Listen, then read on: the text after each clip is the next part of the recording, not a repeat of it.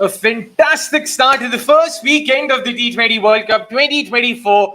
Three mind-blowing games, three even more mind-blowing results. Canada defeating Ireland, Afghanistan taking care of the Kiwis, of course. For a second, I almost lost my train of thought. Ki, bhai, Afghanistan ne kisko haraya tha? And last but not the least, the Nagin Derby holding up to its name yet again. We've got Jeet, we've got Pramod. Bhai. Hello, gentlemen. Kya lagta hai, boss? The World Cup's now well and truly running. It is, and I'm happy that the associates are leading from the front because just a few days ago, Pramod, I was talking about how we had topped up all these associate nations, and I'm just happy that they've really lived up to the hype. And we are seeing the fruits right now with all teams putting in very, very good performances and showing why a 20-team World Cup is justified. I just hope that it keeps expanding in the future because we have seen what has happened this edition and we also seen what has happened in the previous edition. So very happy with the results that we have been seeing these days. 100%. Pramod bhai, what about you? Canada defeating Ireland? I don't think even we saw that coming, to be honest. Really? Did we? I thought we predicted Canada to put up a good fight at least yesterday. But Putting anyway, up a good fight and winning yeah. are two different But I told this Ireland team maybe they might have a chance against this Ireland team. But yeah, I'm yeah. So it was a very good game of cricket, I'd say. The thing, I mean, that's the problem with Irish cricket. This is not just a one-off thing or things for them. This has been happening for years now. I think right from 2021, 2022 probably. I mean, this was bound to happen at some point.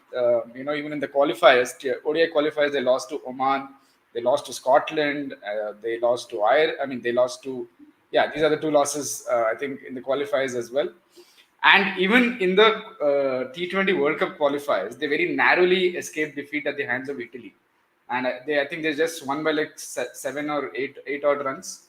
If they had gone down in that, I mean, we would have seen Italy playing this World Cup for all you know. So And Italy didn't have Wayne Madsen for that game, I believe. Yeah, I think the Menentis were That was all very first game.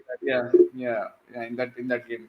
So yeah, it's very sad to see what Irish cricket has come down to right now. But I won't take anything away from the way Canada performed yesterday. They were, I think they with bat, ball, field. I think they were top almost everywhere, and they thoroughly deserved the win.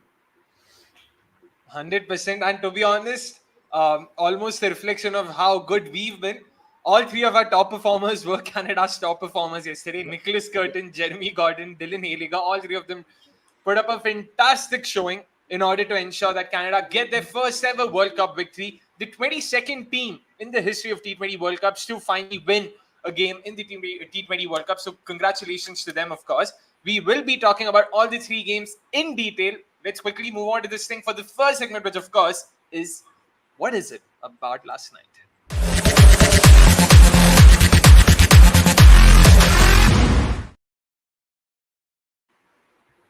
Well, once again, about last night, definitely we will be talking about the game that happened last night, the two games that happened today morning. We'll, of course, start with what we saw yesterday night. And again, Canada versus Ireland. Sure, we all, Jeet and Pramod, both of them had alluded to the fact that Canada stand a chance against Ireland. If there's one team Canada can look to defeat, it would be the Irishmen. But of course, even then, to be able to sort of come over the line was something even I did not see coming. If anything, I would call Canada defeating Ireland a bigger upset than US defeating Pakistan. That's the way I look at it, because I genuinely did not think Canada stood a chance, at least on paper, in terms of the kind of names they had. Sure, a lot of the Irish batters weren't in form and all of that, but even then, you would have expected them to come good. Koi na koi to matlab nikal ke dega match aisa laga tha, but unfortunately, no one ever stood up for them. In terms of what we saw yesterday, let's have the match summary up first. So where is the match summary? There it is, of course. Ireland winning the toss and opting to bowl first, as expected, given the game was happening in New York, and we'd seen what had happened before. Ireland themselves played their first game in New York against India. Canada batting first, of course. Nicholas Curtin, once again, their best batter, looked very, very, very much in control, was very, very good. 49 of 37. If not for that route of a delivery, he could have gotten another 50. The second one a second consecutive 50. Let me just put it that way. Shreyas Mova chipping with a crucial 37, ensuring that Canada got to a respectable 137. Again, on the surface, you would probably call it a par score, but Ireland just could not get going. Andy Balbany, Paul Sterling Both of them sort of failed. Paul Sterling went early on. Andy Balboni stuck around for 19 balls but just could not score those boundaries that were required. It was Mark Adair and George Dockle sort of coming up with the late resurrection, but unfortunately it wasn't enough for Canada, though. Jeremy Gordon, Dylan Hailiger, the pick of the Pacers, fantastic bowling from both of them, stuck to their strengths, just hitting those hard lanes time and time again. Saad bin Zafar just showing us what he's made of. We've spoken during the team previews as well. This is a guy who's very economical, who loves to just stick to those metronomical lengths and keep hitting them again and again. We saw that come to fruition yesterday as well. Let's start, of course, with Ireland. Something we spoke about yesterday, Craig Young coming in. That was a change we wanted them to make. There were two options, of course. What we thought was Ben White. Jeet also mentioned that there is a chance they can probably go and have him replace Barry McCarthy to sort of hold on to that additional spin option. Jeet, all in all, in terms of the 11 they went with, sure, it was sort of well and truly in place right there. It was fair enough. Personally, even Barry McCarthy in the first 2 overs, he was quite wavered. It was in the last 2 overs where his numbers looked significantly better. And at the end of the day, 4 overs, 26 or something for 1 wicket, I believe.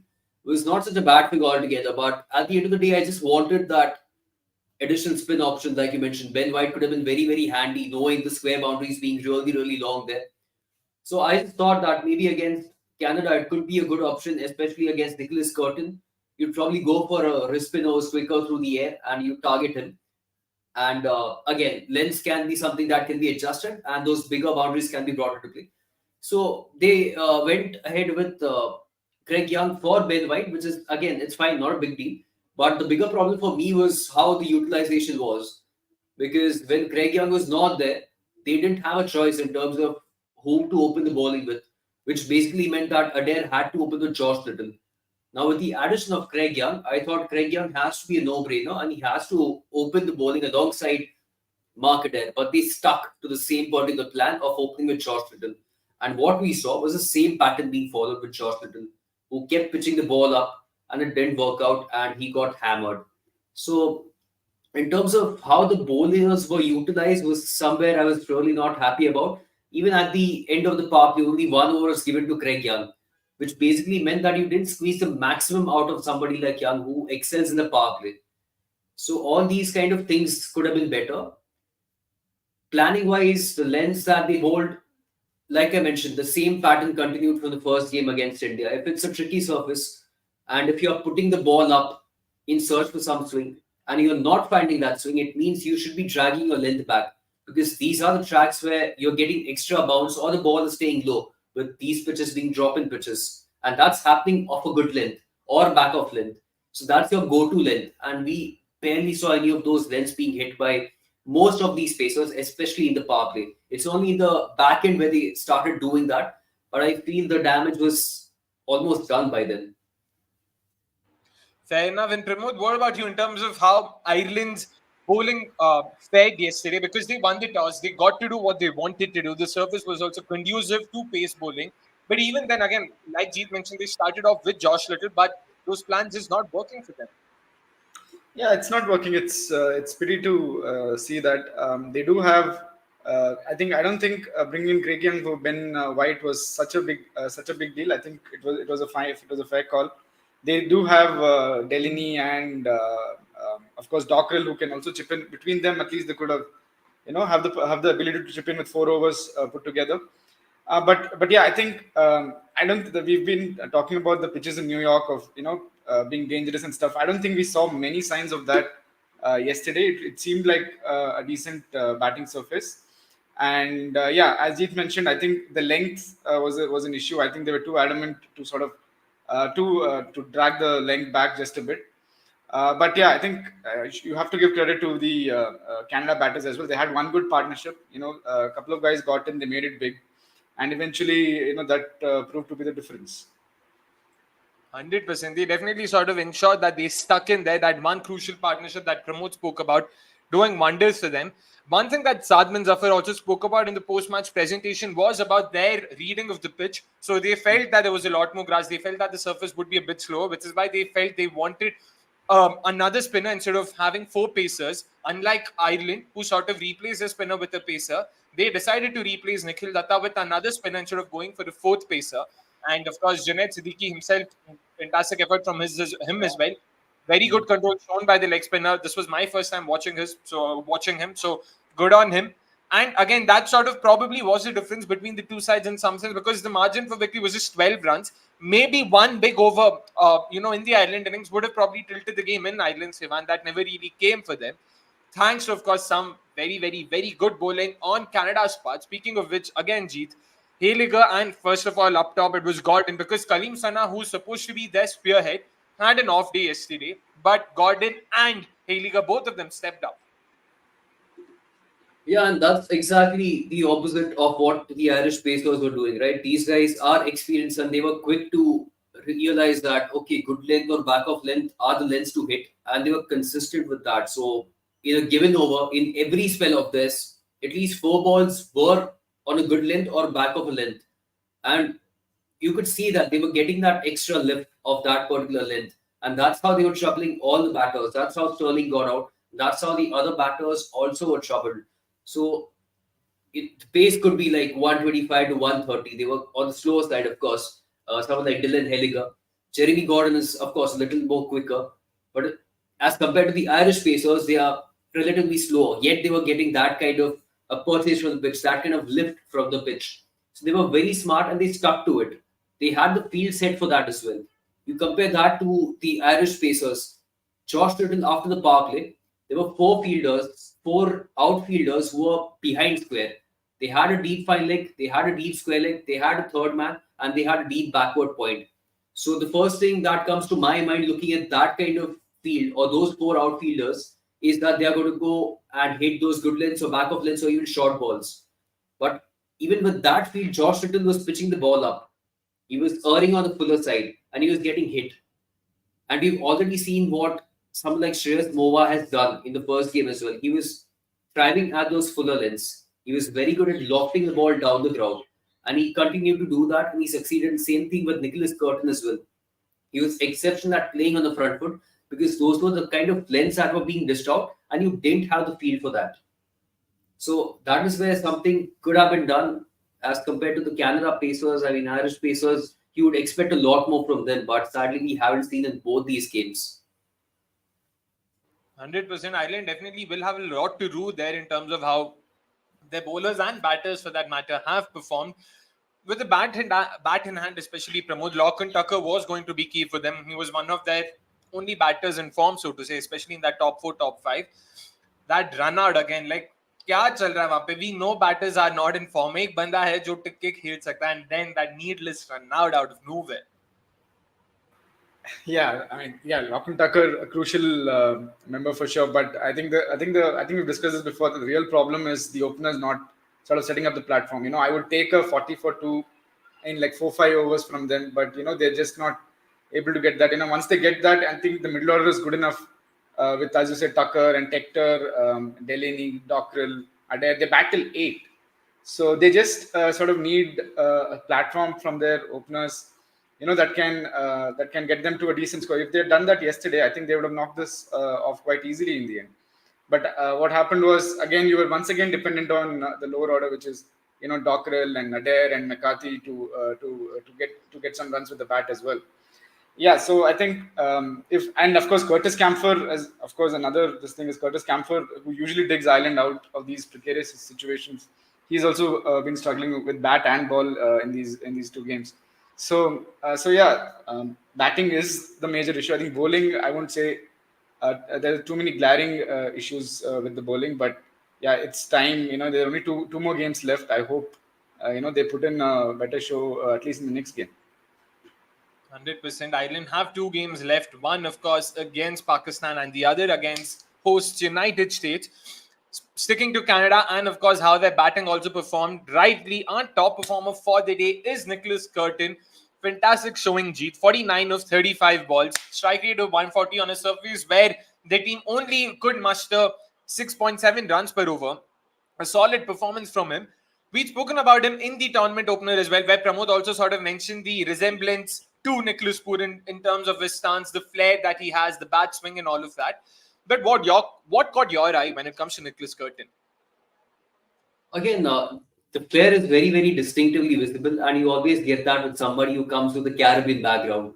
He's played for the West Indies under 19s, and he's played a lot of cricket back in the Caribbean. So you could see that. You could see the shades of that when he bats, the kind of shots that he plays. But yeah, fantastic. What I really like is how he predicts where the bowler is going to bowl. He's very smart at picking those gaps, and he's very smart at understanding the field setting and knowing what the bowler is going to bowl. So he's very, very ready.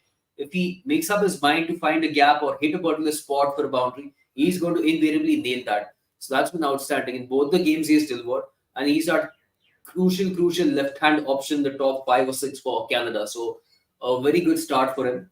I'm really pleased. So again, pace spin, both are really sorted. I would say he's a little bit stronger against pace, which is why I wanted more spin to be bowled to him. So that's where Ireland could have maybe attacked him more. But besides that, it's been outstanding for him to, stand apart in both these games and deliver and play a crucial part in the middle overs. Well done. You're on mute. You're on mute, Akshay. I thought I clicked the button. My bad, sorry. And 100% agree with you there on Nicholas Curtin. And guys, of course, you can also check this article written by our colleague Hardik Vora on Nicholas Curtin and how he's been performing and what a knock it was yesterday. Just take a couple of comments before we sort of wrap this game up. Mohammad Arhan saying Nicholas possibly has closed the curtain for Ireland. Super 8 chances, of course, going for some interesting wordplay there, of course. Prayash, meanwhile, saying play the next World Cup with 32 teams. You will get 4 associate semi-finalists. भाई वो तो इसी season possible है 4 नहीं तो कम से कम 2-3 अगर आ जाए भाई मजा आ जाए एक भी आ जाए तो पहले again let's not be greedy एक so realistically right now I know it's stupid of me to consider Afghanistan but I'm basically talking about teams that have never made the top 4 before. Let me put it that way.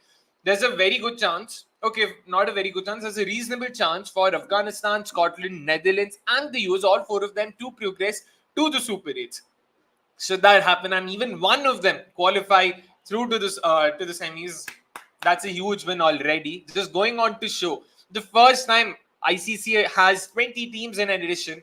You see these upsets, you see these unheard of performances from players we've sort of not really come across, and that's all we're here for, bro. That's all we're here for. Arhan also saying my semi-finalists include India, Afghanistan, England, and Australia. All right, that's an interesting choice. At least he's gotten the groupings right. I've seen a lot of commentators just India, England, New Zealand तीनों को semis में डाल रहे भाई तीनों एक ही group में भाई कैसे पहुंचा रहे हो तुम तीनों को semis में पता नहीं. So at least he's gotten that right. We fail to remember that New Zealand under 19 have lost to Afghan frequently in under 19 tournaments. Of course, sure, we will come back. I mean, we will get to it once we move on to the second game. This final thought, Jeet, you spoke about the lens that, Ireland's Pacers bowled vis-a-vis Canada's Pacers. In the power play, if you look at this broadly, so Ireland bowled 6 overs of pace, Canada bowled 4 overs of pace.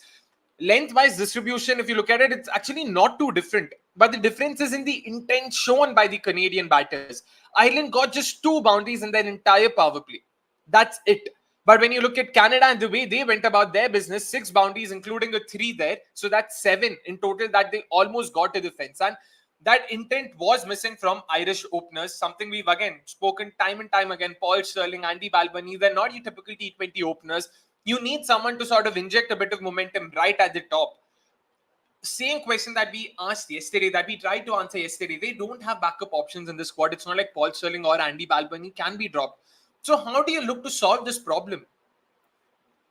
That's an interesting question because when Kevin O'Brien was actively playing, he used to open alongside Paul Stirling, and I was of the opinion that Garrett Delaney should be opening alongside Stirling, and Kevin O'Brien goes down the order, maybe even number 3.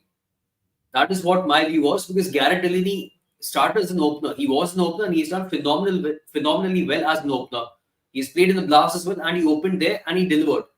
So then I thought that, okay, maybe once Kevin O'Brien retires, it's a straight swap, it's a straight slotting for Garrett Delaney to open alongside Paul Stirling, which again didn't happen.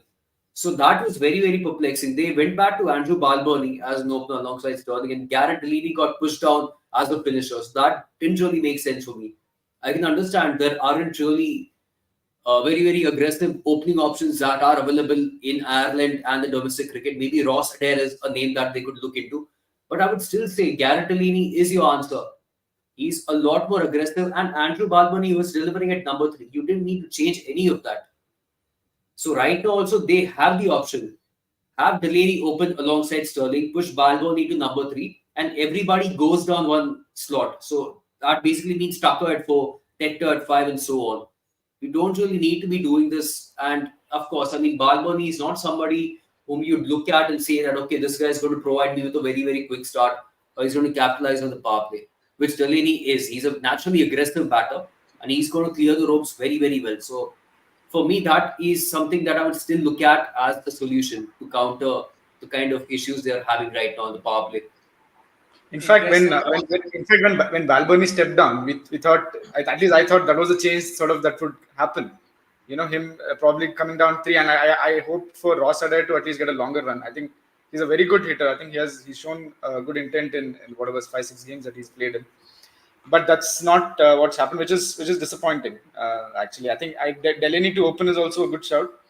But yeah, I think realistically, I think even starting from the next game, they can actually have Delaney open with Sterling and have Balboni, as he said, everybody bats one spot below. Although I wouldn't tinker with Lock and Tucker at 3 because he's been really good in that position.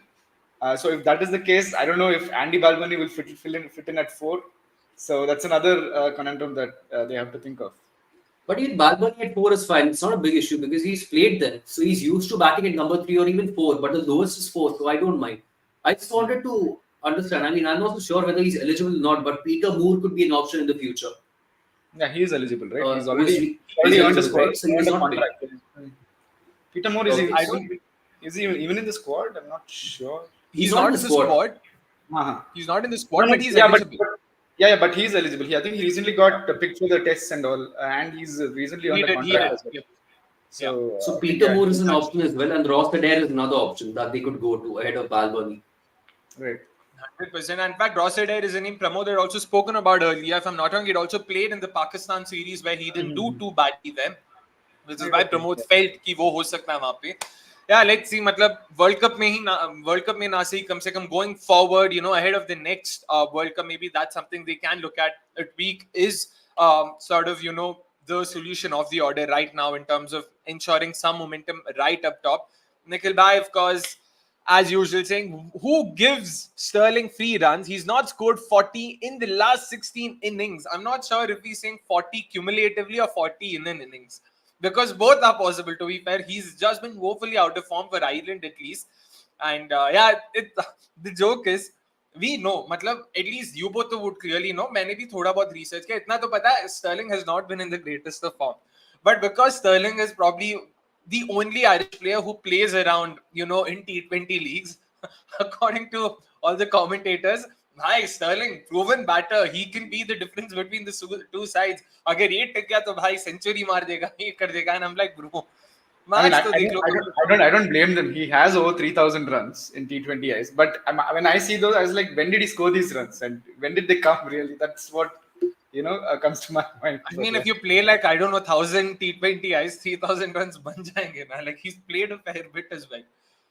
But yeah, it's a good record, but it's just that he's going through a lean patch right now, and sadly for him and for Ireland, that lean patch is going on at the worst possible time. Otherwise, I do kind of agree with the cons. Like, he has a capability of turning around games single-handedly and winning it. So, completely agree. See, like, an informed Paul Sherling is definitely a side to watch and is definitely a value add to Ireland. It's just that मैंने जितना भी देखा ना, even in the last ODI World Cup qualifiers, and now like he's not been in the greatest of form for an extended period. It's not कि हाँ ठीक है 1-2 महीने से हो रहा है. It's been for a while now. This has been the case. This is why I'm not sure what the solution to that is, and it's also a bit more strange because they don't use much of Paul Sterling's bowling as well, which I genuinely feel is definitely more than passable for the Irish spin attack at least. If, like Jeet mentioned, if they don't go ahead with Ben White, Garrett Delaney, George Dockrell and Paul Sterling, the three amongst themselves can definitely complete the 4 over quota on most days, if not all. So it'll be interesting how they sort of look at it going forward. काफी बात कर लिया इसके ऊपर. Let's just take a few comments before we move on. Even Oman versus Australia, when I checked the score, it was 65 odd in 12 overs for Australia. Could have been an upset if not for Stoinis. Stoinis, catch. Ayan Khan, क्यों a straightforward catch was put down by Ayan Khan. क्या बोले यार. I would love for cricket to expand to more European countries and engage the Indian diaspora to take active part, which will improve our soft power. Oh, bhai sahab, ekdam geopolitics खेल गए वसंत यहाँ पे. Fair point, fair shot. Of course, I'm not going to deny that. It's definitely agreeable. Where is Netherlands, Somesh? Somesh तो खुद New York में है भाई. Somesh को क्यों Netherlands के बारे में पूछ रहे हो? Actually about Pakistan versus India, भाई match तो कल है. आराम से कल बात करेंगे उसके बारे में. Time for us, of course, to talk about the next game now, which was, of course, New Zealand versus Afghanistan. The game started at 5 in the morning, and I don't think people who watched it or got to watch it are complaining. Pramod bhai, let's start with you. Matlab, kya game tha? Did you see that coming? New Zealand being handed an 80-run defeat by Afghans. I mean, yeah, I woke up to cover that, so I am complaining right now because I woke up at 4 in the morning. So other than that, yeah, but once, of course, it was a good game. But I think New Zealand, so many players playing after really long time, probably 2, 3, 4 months apart, and even if they have even if they have played in the last 3, 4 months, it has been very limited. And on top of that, New Zealand did not have any official practice match or warm-up match ahead of the tournament. So I think this was just a bad day in the office for them. I think today any team could have beaten them with the way they were playing. Those runouts and stumpings and catches. Yeah, an absolute sitter right at the start. That Finn Allen dropped that square leg. I mean, that was just ridiculous. So that sort of summed up the day. That's the way they began the day, and that's the way it ended. I think the batting also was one of their worst performances probably in the recent past, probably in the last couple of years or maybe 3 years, or I don't know, maybe beyond that. So yeah, a lot to. I mean, as Williamson said, it's time to put. He can only say that he has to put this behind him, and move on. So yeah, hopefully, we need a much improved show from New Zealand if they want to make it through. Now with Afghanistan having a net run rate of like 5, 6 or whatever, they are more or less there. Yeah, 1 foot is already in the Super 8s for them. So now it's about how many wins and by what margin West Indies and New Zealand can get there. So, and in that aspect, today was a massive dent in New Zealand's hopes. 100%. I mean, the fielding effort and of course a couple of those dismissals as well. This made me wonder कि भाई मतलब ऐसा लग रहा था open head session करने आए थे यहाँ पे chill कर रहे हैं. Just they were hardly sort of in the game, both literally, physically and mentally. मतलब लग ही नहीं रहा था कि boss they've charged up या कुछ चल रहा है, match भी हो रहा है, यहाँ पे World Cup चल रहा है, which was a tad unfortunate. And like Pramod mentioned, of course, a lot of sort of off-field factors also going against their favor, so to say. A lot of the team did not sort of enter West Indies. Another factor in that drop catch, I think the position of the floodlights are usually sort of different in various venues, and I don't think even Finn Allen was wearing his goggles or something when he took that catch. I mean, he should have ideally done. I mean, had he done that, probably it could have Stuck could have judged it better. So small things like this, probably from the next game they have to take care of.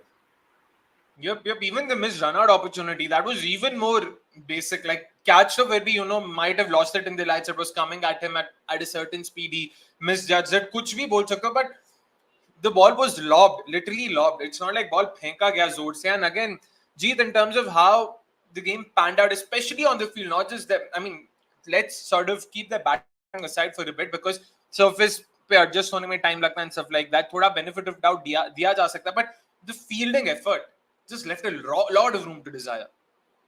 It did. So New Zealand did not. I believe this is personally I believe, but I don't think New Zealand lost this because of their batting in the run chase. They lost it when they were chasing 160, when they should have been chasing 130 or somewhere around that mark. And the key issue was, of course, the fielding. And the tone was set right from over number 2, where Devon Conway was making a complete meal out of it. He was woefully out of touch as a wicket keeper. And he's not your first choice or somebody who is a primary wicket keeper altogether. So he was in all sorts of bother right from second over itself. And then it was just contagious. Absolutely contagious. We saw Finn Allen, like we mentioned. You talk about balance when you're taking the catch. When he was about to catch it, he was actually jumping. He was in the air, and that threw him off. And then, like I said, it was contagious. So it carried on. Kane Williamson put down a catch. Just imagine Glenn Phillips also misfielded. absolutely everybody was making a meal out of it, and that goes on to show that when it's just not your day, it's not your day. And you're talking about these guys not having any warm-up games because of the logistical challenges and everything. So what basically they did was have an open net session yesterday, and they were practicing all of this stuff, whether it's the ground fielding or catching. So you'd expect them to do a lot better with the kind of open nets that they had, and they had the intra squad games.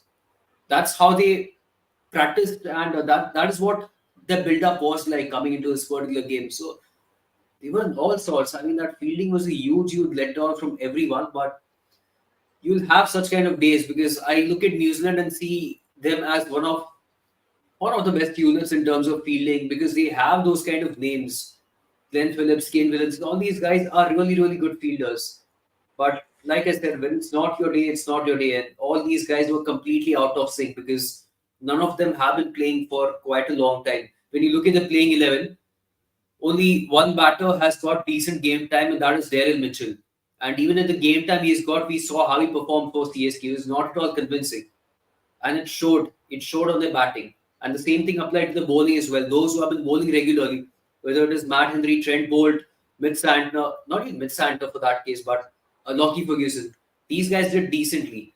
But the fifth overs quota, which was bowled by Michael Bracewell, and that 1 hour of Das Mitchell, which went for 16 in the penultimate over of the innings, it proved to be really costly. So it clearly showed that the players who were coming in with some game time were performing decently as opposed to those who came with absolutely no match practice. And at the end of the day, it doesn't matter how much of nets you have, how well you are hitting in the nets, or how well you're catching, or your collection is as a fielder.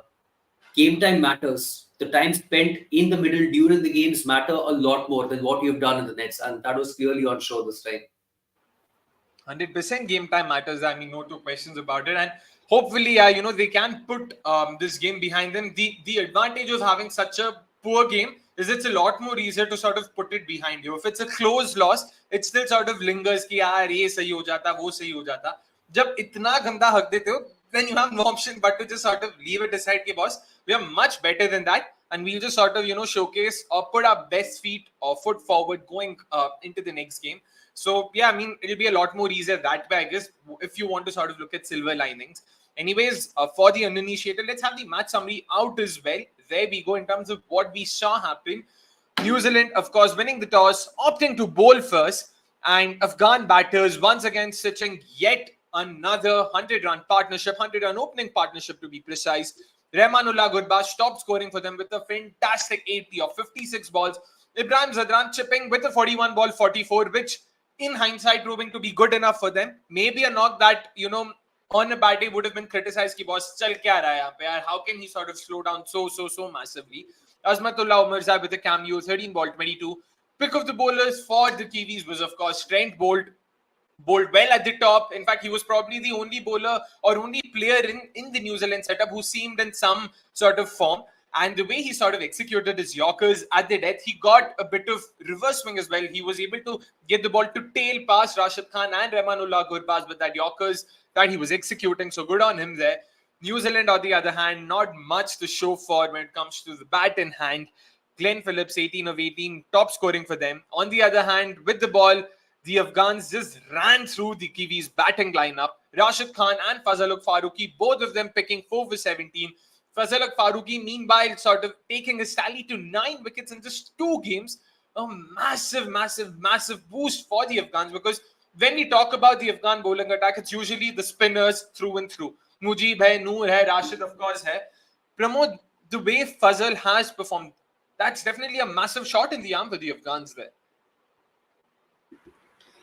Yeah, absolutely. I think when you picked up 5 wickets against Uganda, people are like, oh, it's only Uganda and stuff like that. Now it's against this quality, New Zealand side. I think he deserves the credit for the way he bowled today. I think he's in the 9 wickets. I think half of them have been. I think the way he bowls it, I think have been more or less attacking the stumps. More or less, I think 5 or 6 of his wickets that I saw where of balls, which are like about to hit the wickets, and and he gets that late movement in which sort of deceives this thing, as we saw against Finn Allen today. first ball of the innings, it looked for a expansive drive, and it went just knocked his stumps over, going between bat and pad. So yeah, I think the way he set it up, in the last two games in the power play, I think that has really allowed the Rashid Khan, and we didn't see Noor Ahmed today, but the Nabi and other bowlers to sort of take it home from there. I think a lot of credit needs to be given to the way Fazal Haq has bowled. And secondly, it vindicates Jonathan Trott's policy, not policy, of his thinking that spinners are not the only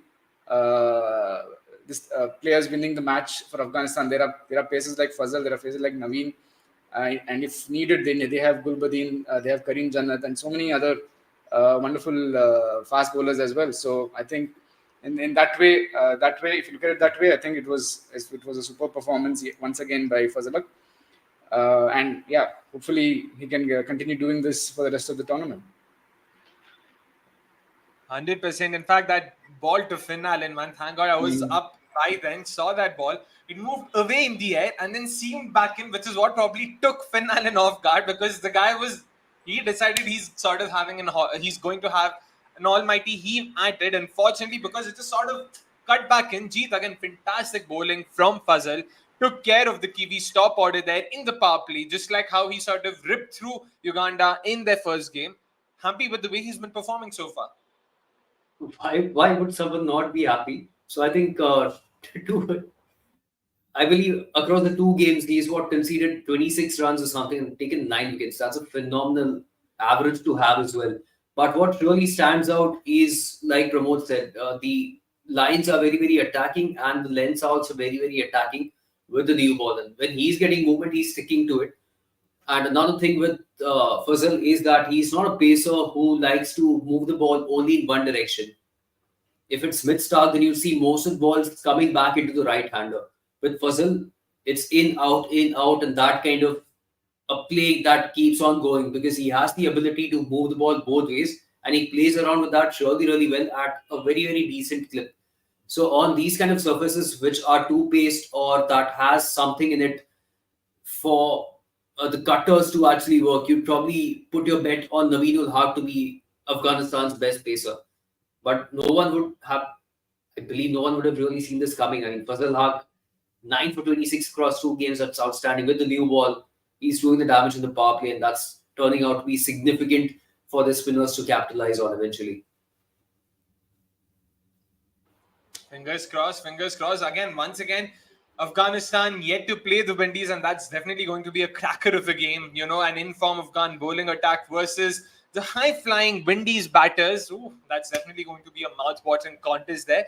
Last bit, of course, top performer for the game. We cannot look past Rahmanullah Gurbaz. Easily the best batter, on the day. 80 runs of 56 balls in a game where no one else scored more than 44 if you consider Ibrahim Zadan and Ibrahim Ko bhi hata de, then no one scoring more than 22 runs across both sides. Just going on to show how big or how impactful a performance that was from the lad. 5 fours and 5 sixes in his knock, a strike rate of 142. Again, Gurbaz himself was not being he himself scored more than New Zealand there. What are you saying?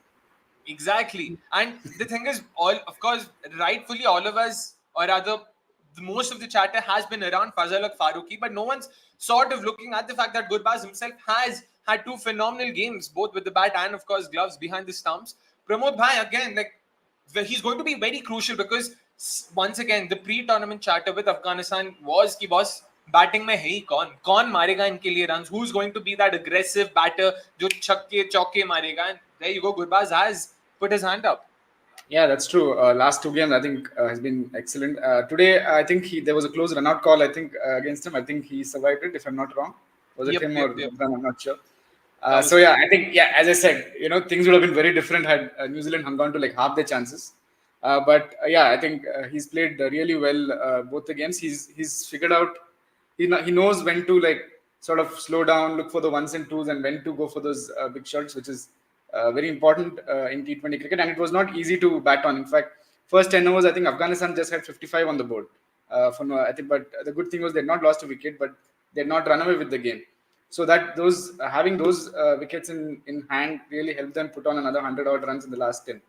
So that credit for that, of course, not to lose their patience and things like that. I think both Zadran and Gurbaz deserve the credit for that. And in the end, I think Gurbaz made it count, and he played a handy knock, which eventually turned out to be a match-winning one. Completely agree there. And Jeet, again, Gurbaz is going to be crucial for Afghans once again, right? He will be. So he just did what he had done in the Under-19 World Cup in 2018 quarterfinals against New Zealand Under-19. They had the same opening pair of Gurbaz and Ibrahim Zadra, and both had scored like 68 or 67 respectively, and won the game for them. The only guy in the opposition for New Zealand Under-19s was Rachin Ravindra. And of course, he didn't play this particular game, but Gurbaz, so the thing is with Gurbaz, I saw Mitch Santner as a matchup straight away because he is not really good against left arm spin. And with somebody of Mitchell Santner's smarts, who's very good at varying his pace and bowling those orthodox and arm balls and how he mixes it up, I saw Gurbaz as a candidate for stumping. So Santner was brought in the fourth over, and the last ball of that over, Gurbaz did actually charge at Santner and he missed the ball. And what basically happened is that the ball clipped the leg stump, but the bails didn't fall. And the deflection was good enough for Devin Conway also to not collect it. So right then and there, you kind of knew that, hey, you know what, maybe this is going to be Gurbaz's day. And then what happened thereafter was history. So great performance. And what's also helping him is, of course, even Ibrahim Zadran at the other end. Now, these two guys have been batting together at different levels. They've played together as openers in the under-16s, under-19s, and now for the senior team. And we're consistently seeing these guys complement each other well, with Gurbaz taking on the bowlers while Ibrahim holds one end up. So that also is working really well for them. And credit to Gurbaz definitely for the kind of knock that he played and the kind of shots that he played eventually at the end of the innings. 100%, and definitely aided by some of those bowling choices, including Daz Mitchell bowling the 19th over. Highlights dekha tha, and I was like, what? Wait, you cannot possibly think Mitchell is a 19th over bowler, hai, but he can. Anyways, all's well that ends well for Afghans. Of course, Kiwis will want to put this game behind them and sort of just look forward in terms of what's coming at them. We'll just take this one question before moving on to the next and the final game of today. So New Zealand have played a leggy yesterday. Is Sodhi instead of an all-rounder maybe? So Michael Bracewell is probably the only option they had in terms of being able to replace. Jeet, what do you think? Possibly an option even in hindsight maybe, but to consider for them? I personally wouldn't have gone to his Sodhi. Even in hindsight, I probably wouldn't have. The only option was ahead of Mark Chapman actually. So I was very surprised to see Mark Chapman also starting with no Jimmy Neesham in the 11. That came as a huge surprise. But Ish Sodhi is somebody that I wouldn't have really gone to because the spin options are decent. Mitch Santner any day is one of the best spinners going around the circuit in this particular format of the game. And they had Michael Bracewell, Glenn Phillips. So they had options. So of course, you're talking about a different variation altogether. But I don't see where they could have managed to fit Ish Sodhi. And had they gone for him, then their batting depth would have been compromised significantly because then it would have meant they would have had Trent Bolt down the order, Ish Sodhi, Lockie Ferguson, and Matt Henry. Although Matt Henry can bat a bit and so can Sodhi, you'd still not have enough batting depth or enough convincing batters to follow at the back end. So I don't think I would have gone for Sodhi. Fair enough. And it is time for us to now move on to the last game that we will have to review before going to further segments.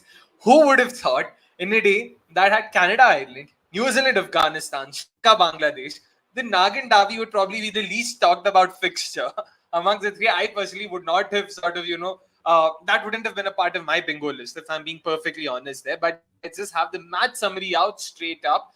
There we go.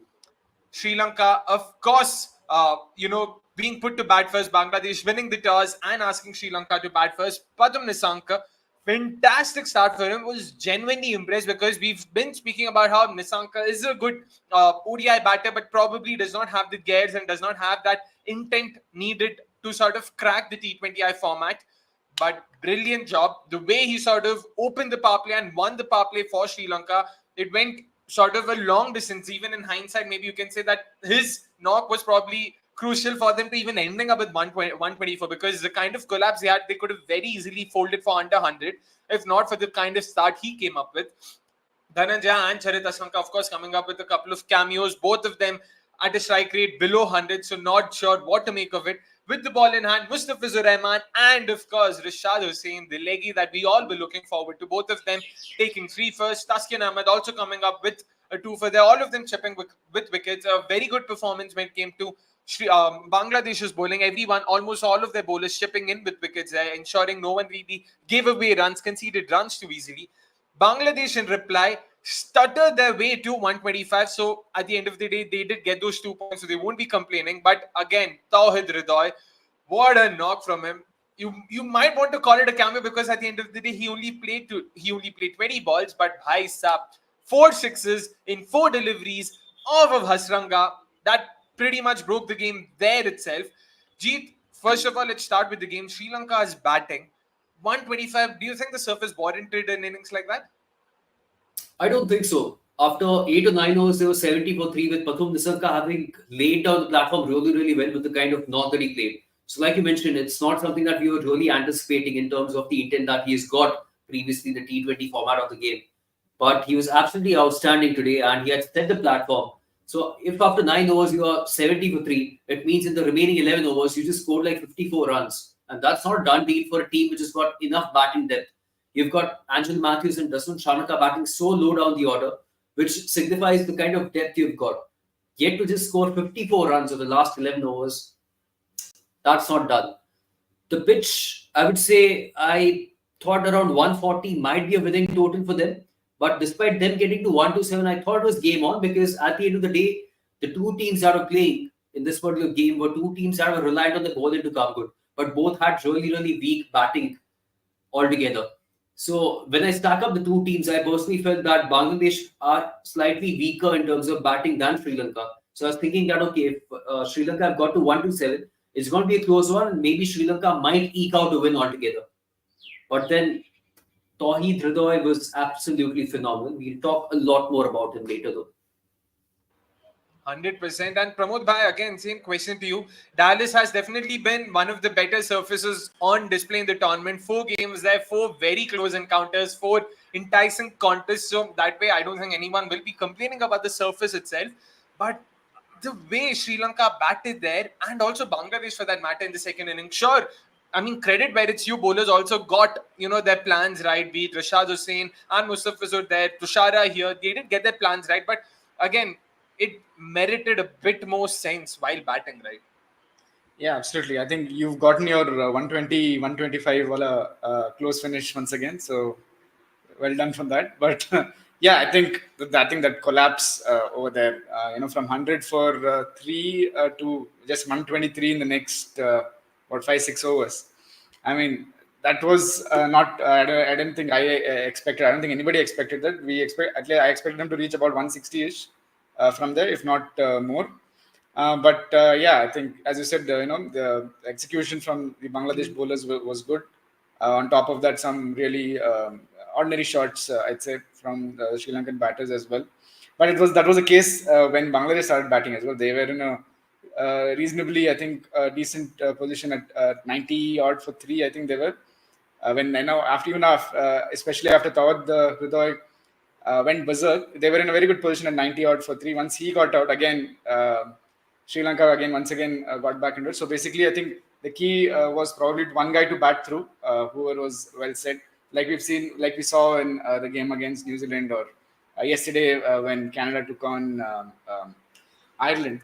So I think that was the one thing missing. If that was the case, I think we would have seen Bangladesh struggle a little bit more and to get about 150, 160, but 120, you're always going to be in the game, and that little cameo really further pushed their case. Definitely, and of course, sports fan going on to say, Akshay, well predicted on Rishad. Again, I'll be very, very, very shameless if I take credit for anything. Ridoy killed the chase with those sixes, but Rishad Hossain, again, a talent that all of us have been looking forward to. The guy got it to rip. He also got his lengths right while bowling to the Sri Lankan batters. Pramod Bhai, let's start with your name again, once again. Happy with the way he's performed, because Bangladesh finally seemed to have found a wrist spinner in the making. Yeah, actually, if you read that article that Anirudh had written, he's only just the third leg spinner to ever feature for Bangladesh in a World Cup. That is incredible. And I think before this, if I remember, I think the leg spinners had bowled just about 8 or 9 overs in T20 World Cups for them. So in that, I mean, that's a really him coming into bowl here and picking up those wickets is really a refreshing change. He opened up the game. He bowled well. He opened up the game as well a little bit. I think that his spell is the one that really got them back into the game and that pulled Sri Lanka's, probably from 150, 160 to under 140, 130, eventually just about 120. So excellent, bowling from him and certainly seems like he will be Bangladesh's X factor in this tournament. Yeah, fingers crossed. Again, onwards and upwards for them as well. Imtiaz Azad, by the looks of it, seems like a Bangla fan. At least that's what the DP seems to suggest. He says, you underestimated Bangladesh, but Sri Lanka is our rival. We won't leave the match easily. We may have thousands of problems, but beating Sri Lanka ain't one of them. All right, Imtiaz, and congratulations on being able to get over the Lankans there. But in terms of how, Bangla batters batted, Jeet, again, be it Sarkar, be it even the likes of Shakib and how that middle order sort of crumbled. Not too many options, but Jakir Ali is there, yeah. He's right there. Well, the problem starts with the captain himself. And something we've been talking about already, that the fact that Najmul slots in at number 4 leads to several batters playing out of their position. Now, even Soumya Sarkar is struggling for form, so you have an option straight away in Litton Das to open, because that's where he has batted for the most part of his career. You'll have your left hand right in opening combination as well.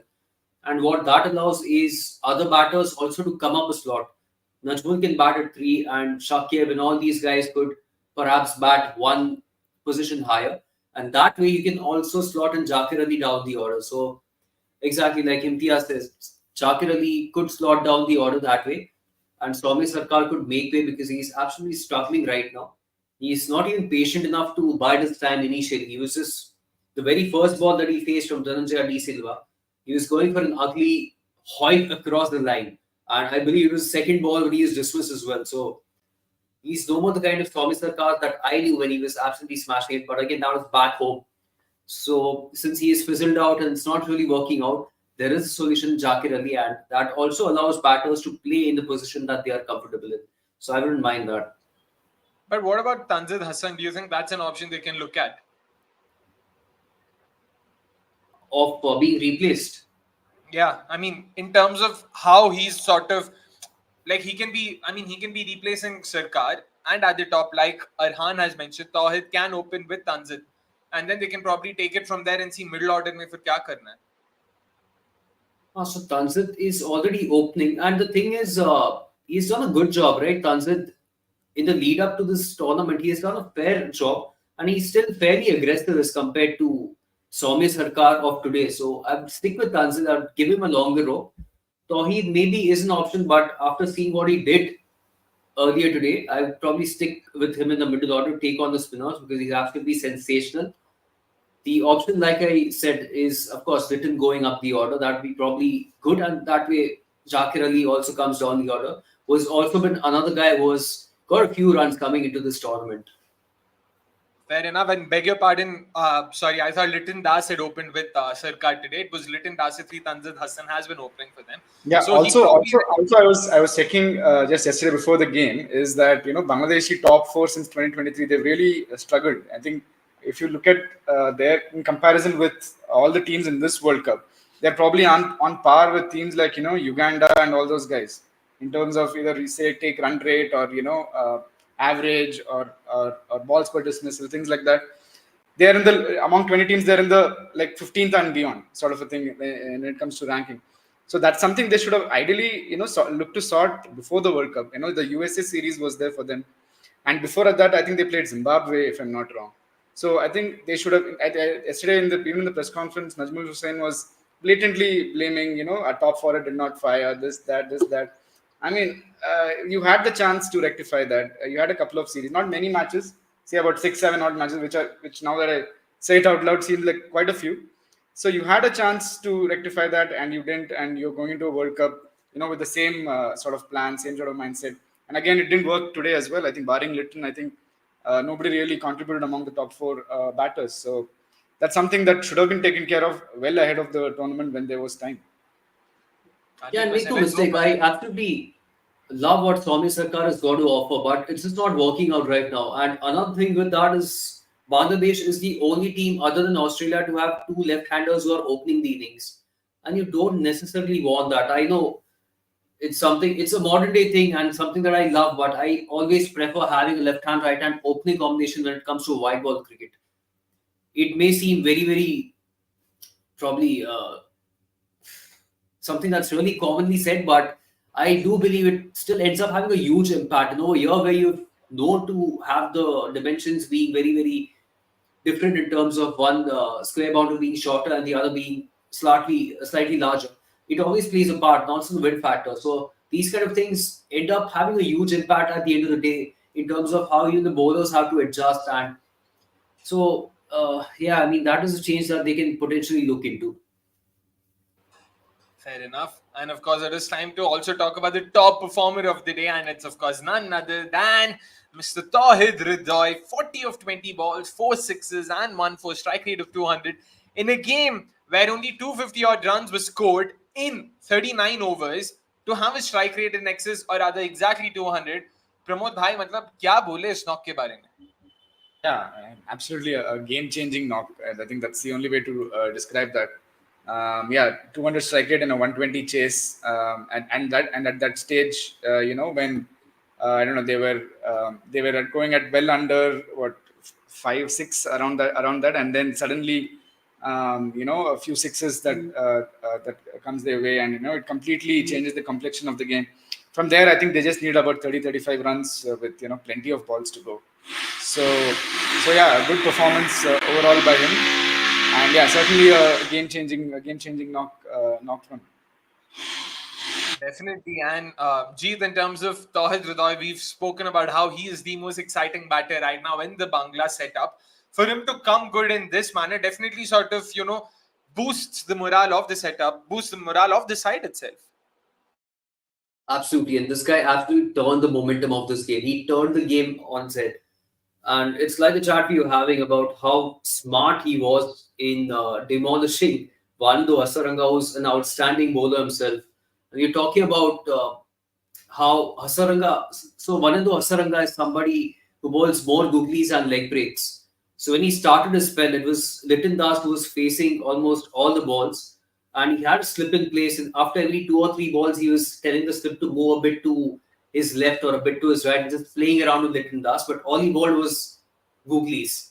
So he was throwing Liton Das off his radar and he was making it thin, but all he was bowling was googlies. So Liton Das kept going on the back foot trying to cut the ball, which is not the shot to go for because all the balls were turning back into him and they ended up cramping him. So when I was watching that, I was thinking that, okay, you know what? You know he's going to bowl googly. So your go-to shot has got to be a slog sweep. Just nail your slog sweep because it's going to be a googly. You can hit it with the spin. And if you're worried about it being a leg break, just move outside the off stump and then play the slog sweep. In the next over, that Hasaranga ball, it was Tawheed who was on strike. The very first ball, he absolutely nailed a slog sweep.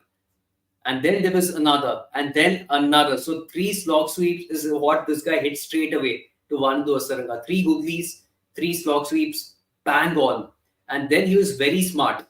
Tawheed knew that, okay, Vandu now would have picked up that I am picking the googlies, so he might actually bowl leg break right now, which is exactly what Hasaranga did. So again, Tawheed had that presence of mind and he was good enough to anticipate what's going to come.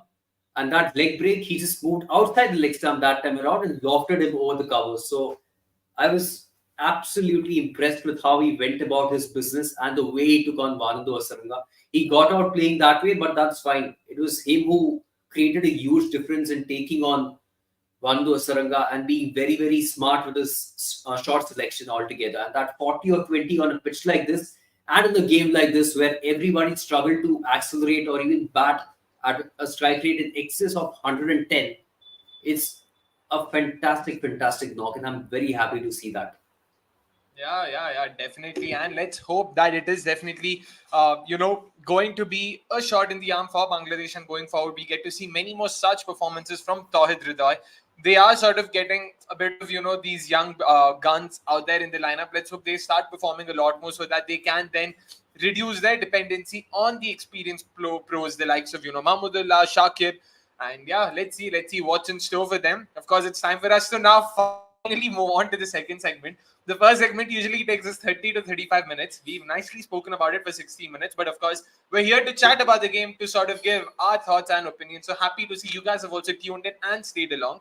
Anyways, time for us to now talk about something a lot more fun, what social media had to say about the three games in a segment that we call What's Trending.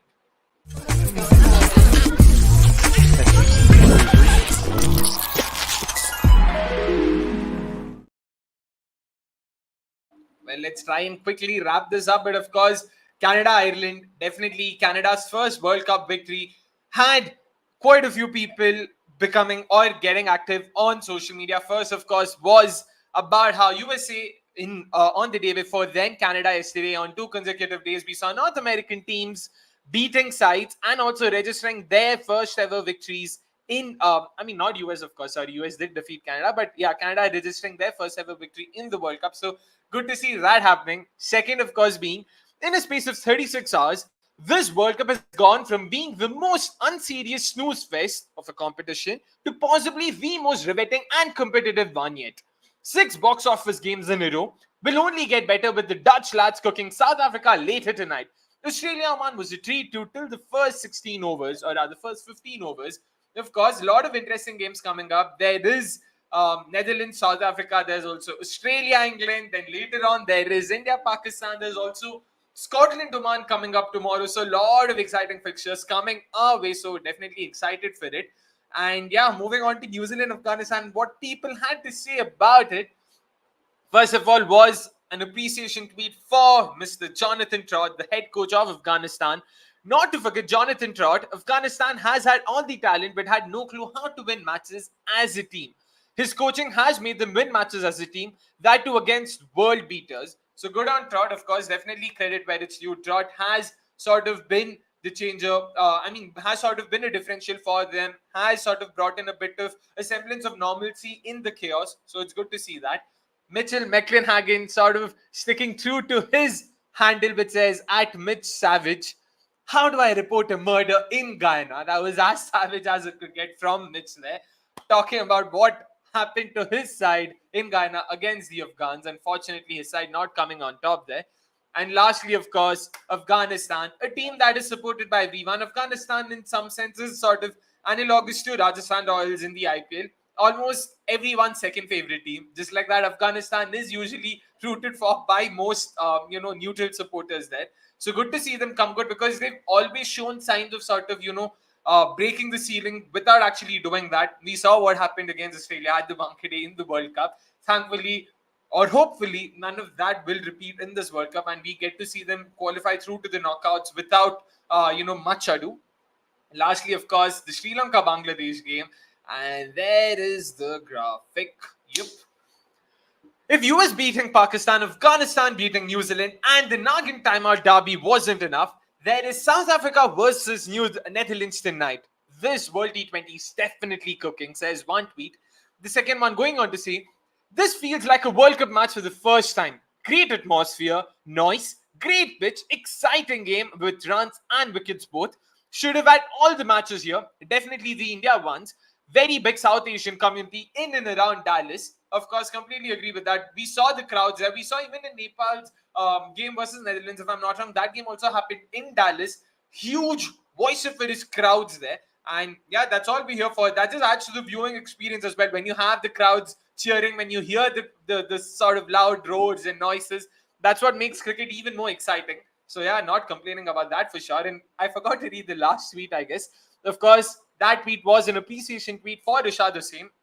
What a gem Rishad Hossain is.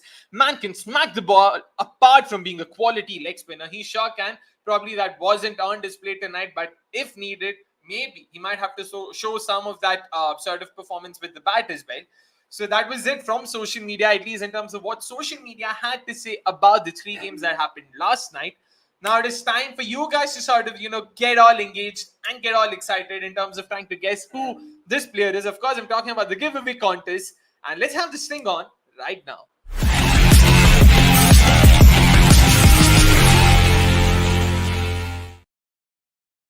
Of course, who am I? A giveaway contest where you guys try to guess who the player is based on the three hints we give you, and you stand to win a cool 500 rupee voucher from us.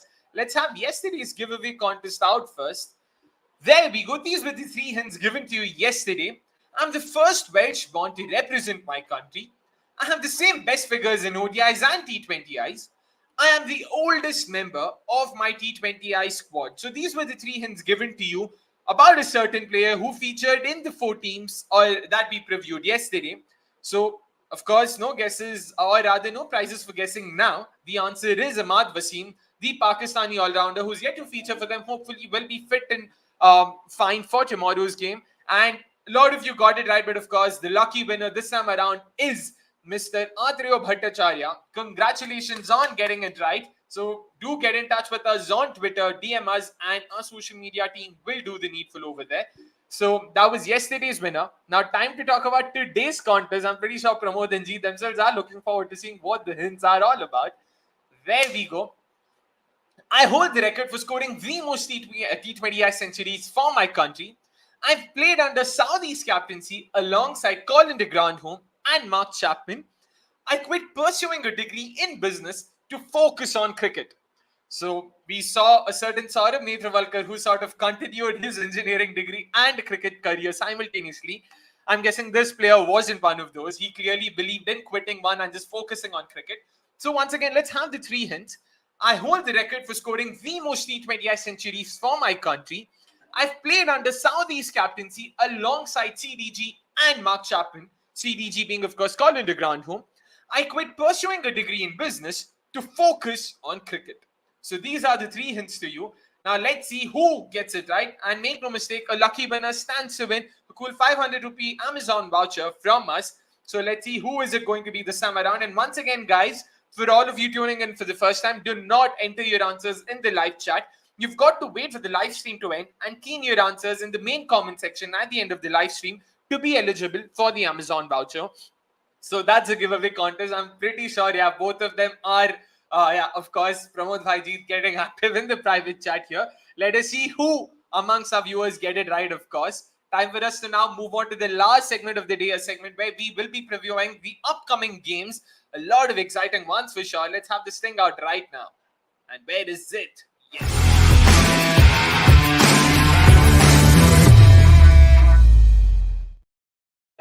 All right. Let's look ahead. Let's have the fixtures out. First up, tonight it will be Netherlands taking on South Africa. That game's coming live from New York.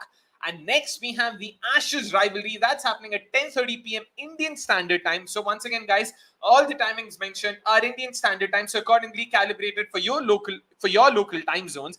It's the Ashes rivalry relived, and that game's coming from Barbados. Going to be another exciting encounter. Before we cap it off with the 6 a.m. encounter tomorrow, Uganda taking on West Indies. We saw what Papua New Guinea did to the hosts. Uganda have defeated Papua New Guinea, so they'll definitely be riding high on that momentum. So that's definitely going to be another exciting encounter there. And that game's coming live from Guyana, 6 a.m. live, IST, of course. So chalo bhai, let's start with Netherlands, South Africa. It's Netherlands 2, South Africa 0 right now. 2022 T20 World Cup, 2023 ODI World Cup. Pramod bhai, kya lag raha hai? Is it going to be 3 in a row? Yeah, this is the match that I've been looking forward to in the World Cup. I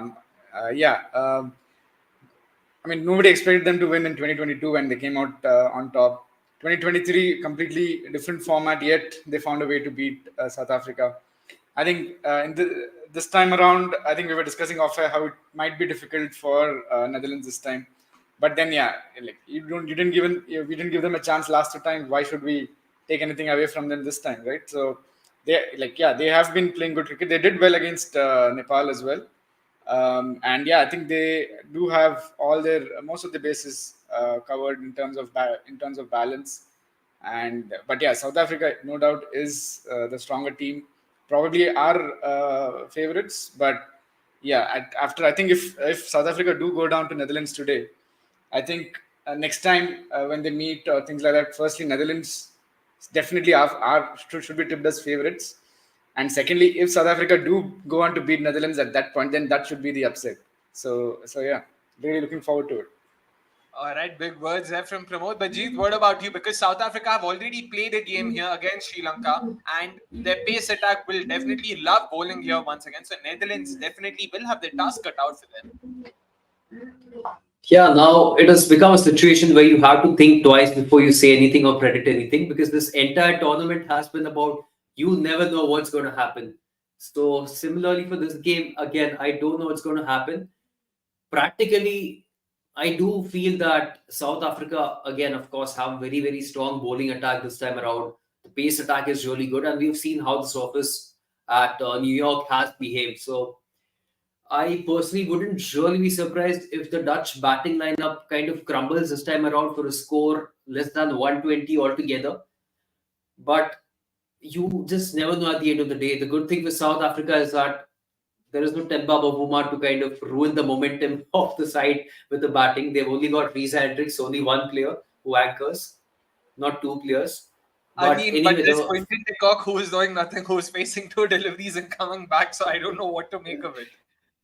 it's still better. At least he's showing intent on these two deliveries that he faces rather than Temba Mohammed face 20 balls without showing any intent and end up scoring 15 or 16.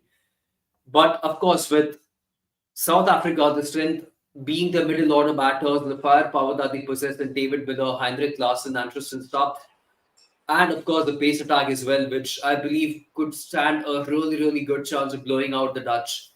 Because Michael Levitt, for all the aggression that he has, he probably would have still not faced this kind of pace attack altogether. And on this kind of pitch as well, if it continues to behave the same way as it has previously, it's going to be a massive challenge for the batters to come good.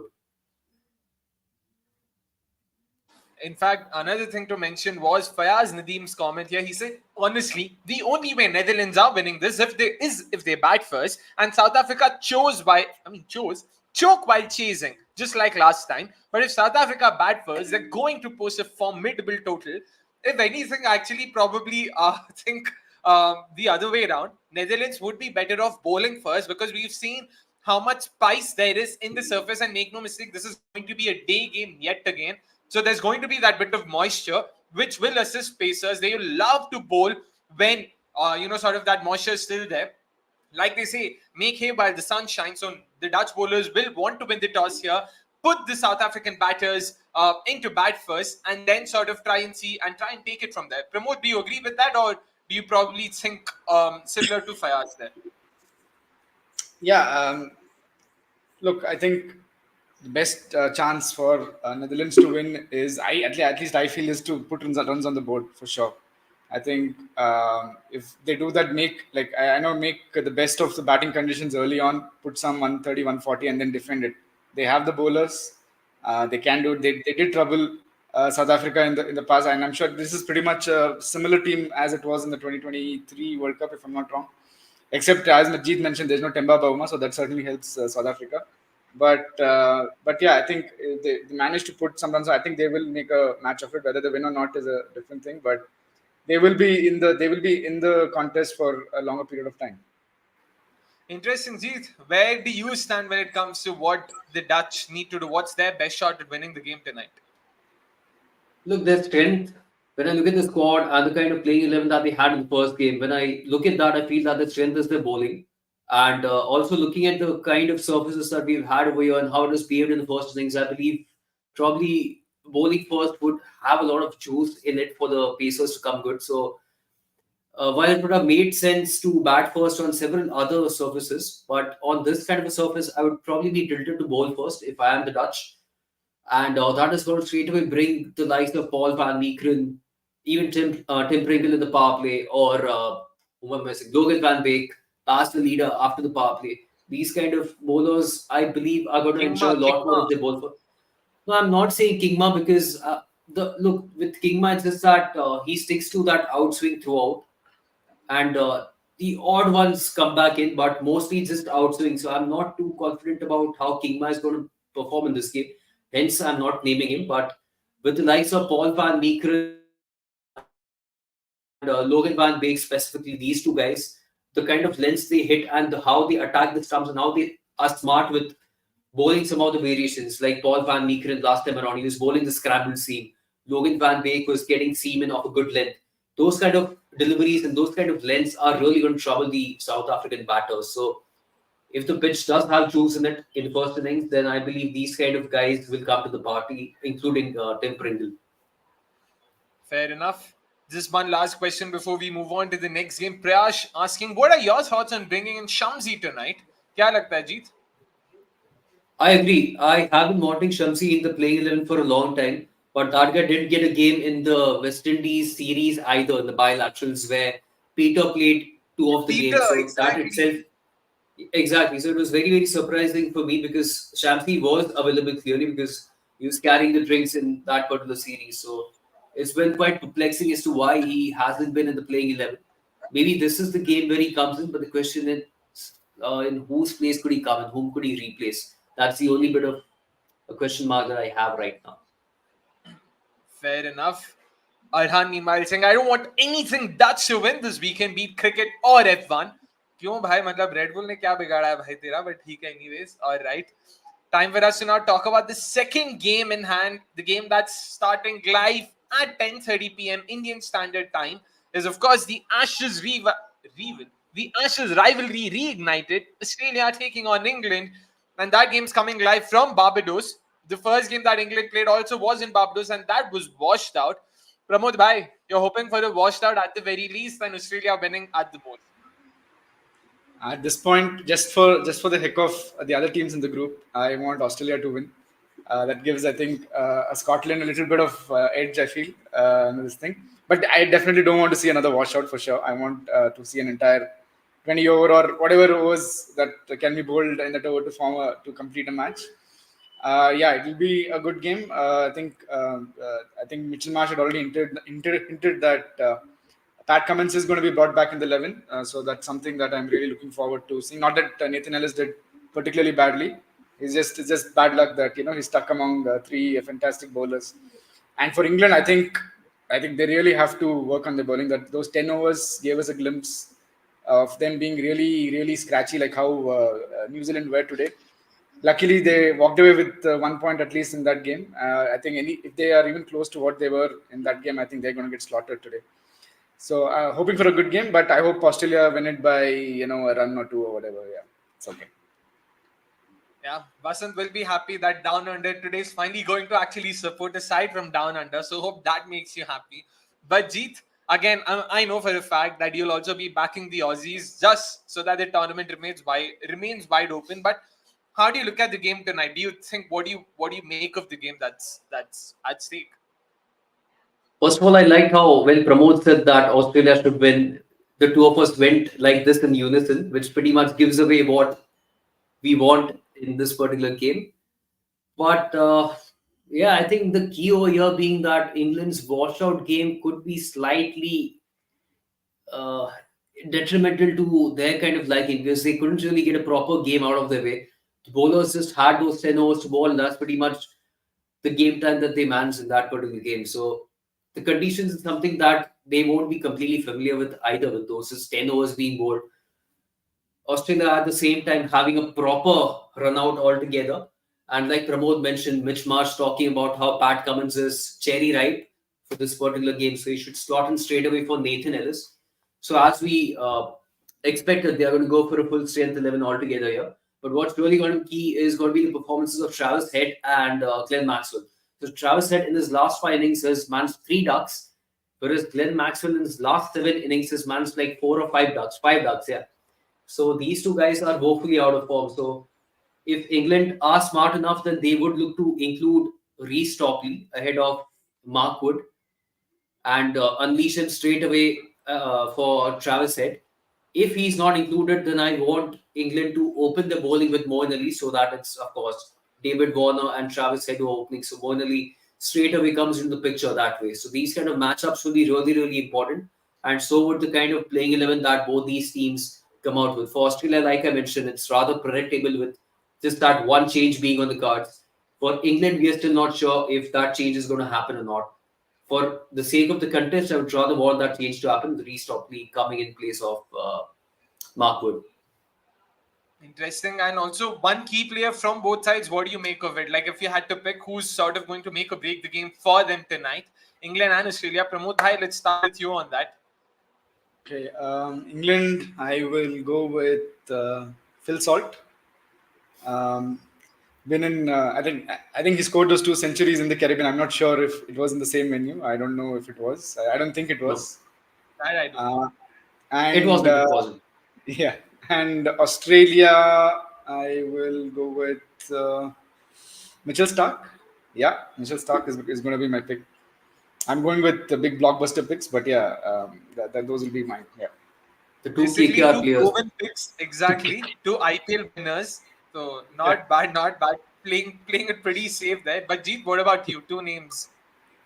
I was going to go for Phil Salt as well, purely for the fact that, of course, this guy's got a bit of Barbados background to begin with. And secondly, I was just looking at some of the numbers, and this guy has the highest strike rate out of all batters to have played at this venue in the T20Is for a batter who scored a minimum of 100 runs. This guy has a strike rate of like 196.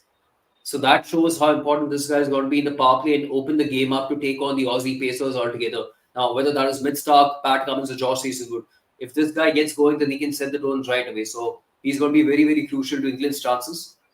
For Australia, I'm thinking Josh Hazelwood. The only problem here being I don't know how the conditions are exactly going to be. If the conditions are slightly in favor of Josh Hazelwood, in the sense that there is some kind of sea movement that is available, then he should straight away come into the picture, because that guy is somebody who puts the ball in that one particular spot, and that spot is tough to hit.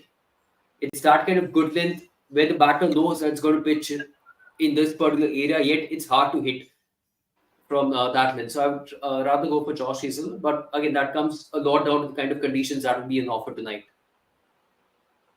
Interesting. Both very interesting shouts that for England, I'm genuinely confused. I want to go to Livingston because I think he'll have a say with both the bat and ball. He will be crucial to the English side. Also have a bit of bias towards Will Jacks.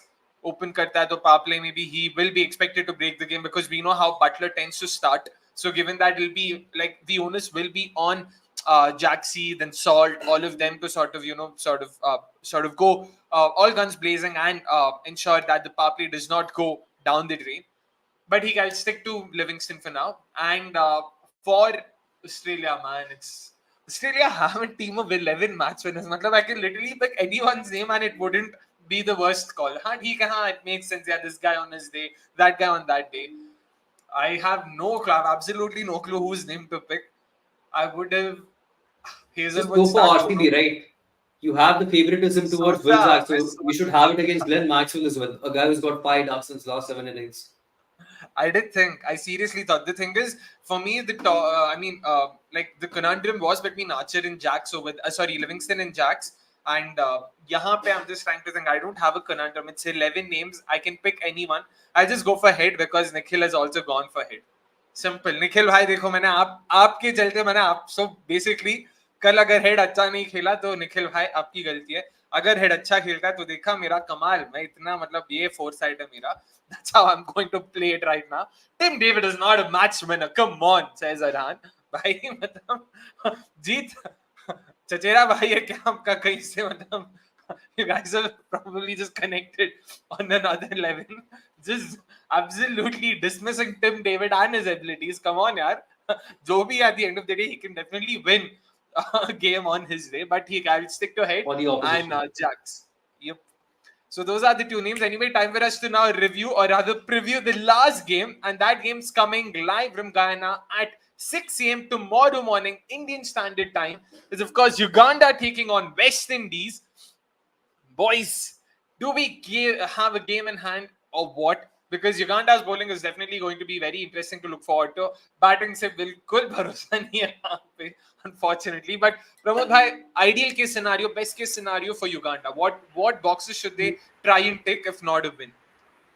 I think the idea should be to reduce the margin of loss, in my opinion, as much as possible. Because I think last two games, as you guys said, their batting is like almost negligible. I don't think they're going to score more than 8. If I'll be surprised even if they touch 100 at this rate in this tournament. The best chance they had was against PNG, against whom they struggled once again.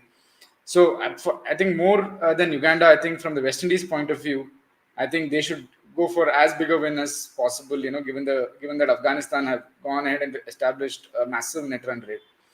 So that's the thing. And I would love an upset, as somebody in the comment is mentioning, but it looks a little difficult. But yeah, I'm once again looking forward to seeing how they bowl, because I think I've seen enough of their batting for now, and hopefully they at least put up a show as close to what they did against PNG. Fair enough. Jeet, what about you? Because again, West Indies को review करके यहाँ पे फायदा है ही नहीं. You know what they bring to the table, and it's a Uganda side that does not have the best of batting resources, to say the least. What sort of boxes should they try and pick? I know. I don't want to dismiss them saying कि boss, Uganda is not going to defeat West Indies, but if they don't, what else can they sort of look forward to when it comes to this game? I was primarily thinking of spin to win against the West Indies, which basically would mean adding someone like even Henry Senyondo into the playing 11, who was left out of the previous game. But then when you come to think of it, then West Indies were troubled by the PNG Pacers as well. So PNG Pacers have an average pace of around like 120 to 125 or in that range. And yet the West Indian top order was troubled big time. Not even the top order. In fact, the entire batting lineup was troubled by the PNG Pacers. Now, Ugandan Pacers are definitely a lot more quicker than the PNG Pacers. Cosmos Chivuta and Juma Miyaji both were really, really good against PNG, and someone like Cosmos Chivuta could even top 140. He can hit a tops of 140 altogether. So these guys have the pace and they have the discipline as well, like observed against PNG. They were really, really good. So spin to win is something that comes to my mind. But then on the flip side, I also believe that if the West Indies batters are troubled by the PNG Pacers at their pace, then the Ugandan Pacers can do it as well. They have the ability. Chivuta has the ability, and so does Miyaji as well.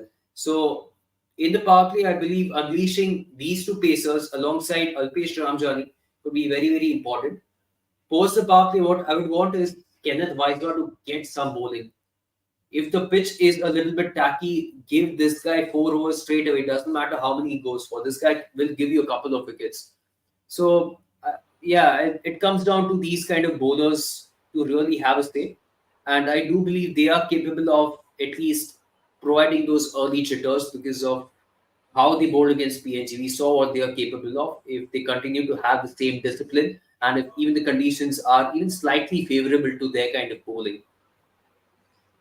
Interesting. And I also hope Brian Masaba also continues his good showing at the ball. I really like what I saw of him with the ball in hand against PNG. So it'll be interesting kya hoga wahan pe exactly.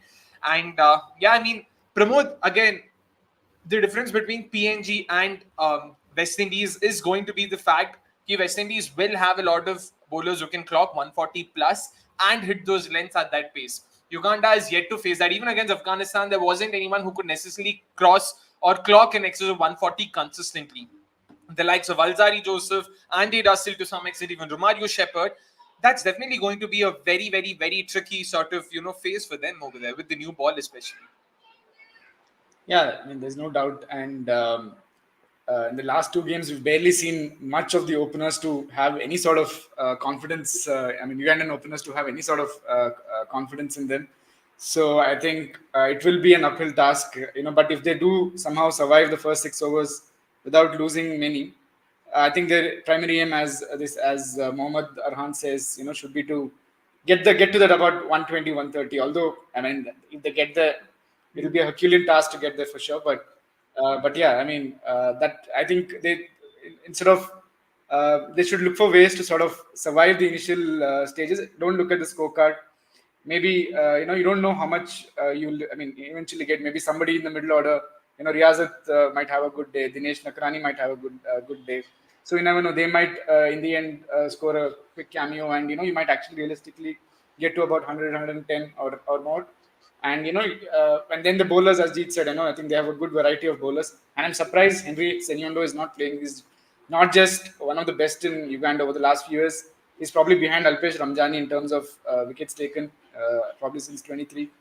So yeah, getting him in will certainly add a little more depth to their bowling. But yeah, if I want to see anything Uganda get out of this match is potentially their batters to get some more time in the middle and try to get to that competitive total.